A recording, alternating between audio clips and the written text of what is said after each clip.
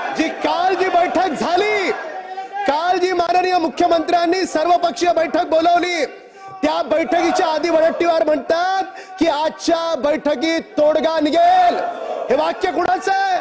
आमचं नाहीये, माननीय विरोधी पक्षनेते वडट्टीवार यांचं आहे. पुढे जाऊन ते काय म्हणतात? अध्यक्ष महोदय, म्हणजे जे काँग्रेसचे नेते या ठिकाणी मराठा समाजाच्या आरक्षणासाठी विशेष अधिवेशन बोलवा म्हणून मागणी करतात, तेच बैठकीला येत नाहीत. वारंवार या ठिकाणी माननीय सदस्य आशिष शेलार पासून सगळ्यांनी विचारलं की तुम्ही का बैठकीत आला नाहीत. यांची सगळ्यांची तोंड पांढरी पडली, त्यांच्याकडे उत्तर नाही. टीव्ही पुढे माध्यमांपुढे वेगळं बोलतात आणि या ठिकाणी वागताना वेगळं वागतात.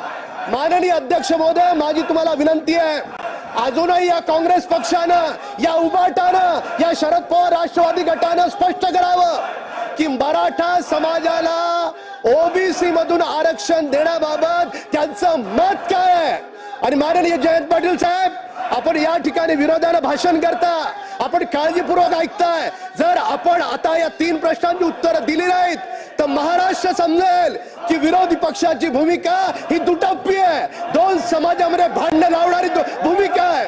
अध्यक्ष महोदय, मराठा समाजाला पहिलं आरक्षण माननीय देवेंद्र फडणवीस साहेबांनी दिलं. 40 वर्ष मागणी होती. त्यानंतर माननीय मुख्यमंत्री एकनाथ शिंदे साहेब झाले. शिंदे साहेबांनी त्या आरक्षणाला आणखी पुढे नेण्याचा प्रयत्न केला. अध्यक्ष महोदय, त्या दरम्यान कोर्टात कोण गेलं? कोर्टात जाणारी व्यक्ती मी जाहीरपणे या ठिकाणी मांडतो, जी आरक्षणाला विरोध करणारी व्यक्ती होती तो काँग्रेसचा कार्यकर्ता होता. लाज वाटली पाहिजे तुम्हाला, लाज वाटली पाहिजे. 40 वर्ष सत्तेत होतात त्यावेळेस तुम्हाला मराठा समाज आठवला नाही. मराठा समाजाला आरक्षण द्यायला पहिल्यांदा या महाराष्ट्राच्या मातीत देवेंद्र फडणवीस साहेबांनी दिलं, माननीय एकनाथ शिंदे साहेबांनी दिलं, आणि तुम्ही काँग्रेस पक्ष ज्यांनी आरक्षण दिलं त्याला विरोध करता. काय अधिकार आहे तुम्हाला? अध्यक्ष महोदय, महत्वाचं आहे. वडट्टीवार साहेब, आपण जरूर बोला, पण या प्रश्नाचं उत्तर द्या.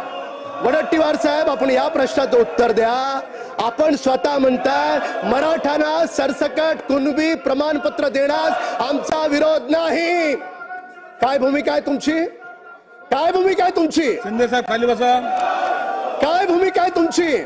म्हणजे टीव्ही पुढे एक बोलाल, सभागृहात एक बोलाल, मराठ्यांसाठी अधिवेशन बोलवा म्हणून मागणी कराल आणि मिटिंगच्या वेळेस गायब व्हाल. अध्यक्ष महोदय, याचा अर्थ स्पष्ट आहे. याचा अर्थ याला 2 समाजात भांडणं लावायचे आहेत. याचा अर्थ स्पष्ट आहे. 2 समाजामध्ये भांडणं लावून याला टीव्ही माध्यमांपुढे वेगळं बोलायचंय. आज पूर्ण महाराष्ट्र पाहतोय. मगासपासून इकडच्या 10 ते 12 सदस्यांनी वारंवार विचारलं, तुम्ही बैठकीत का आला नाहीत?